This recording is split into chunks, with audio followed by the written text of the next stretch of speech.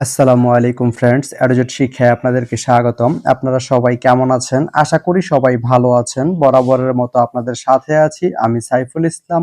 চলে এসেছি নতুন একটি ভিডিও নিয়ে। আজকে আমরা জানবো আপনি নোয়াপাড়া থেকে লোহাগড়া যেতে কোন কোন ট্রেন রয়েছে, সেই ট্রেনগুলা ছাড়ার নতুন সময়সূচি, বন্ধের দিন এবং গিয়ে পৌঁছতে কতক্ষণ সময় লাগবে বিস্তারিত। আমি যদি আপনাদেরকে ট্রেনের সময়সূচিগুলা বলে দেই, আপনি নোয়াপাড়া থেকে লোহাগড়া যেতে শুধুমাত্র একটি ট্রেন রয়েছে, সেটি হচ্ছে জাহানাবাদ এক্সপ্রেস। জাহানাবাদ এক্সপ্রেস ট্রেনটি নোয়াপাড়া থেকে ছাড়বে সকাল 6টা 36 মিনিটে এবং এটি লোহাগড়া গিয়ে পৌঁছবে সকাল 7টা 29 মিনিটে। সোমবারের দিন এই ট্রেনটি বন্ধ থাকে। আপনি নোয়াপাড়া থেকে লোহাগড়া যেতে এই জাহানাবাদ এক্সপ্রেস ট্রেনটি ব্যবহার করতে পারেন। ভিডিওটি কেমন লাগলো অবশ্যই কমেন্ট করে জানাবেন।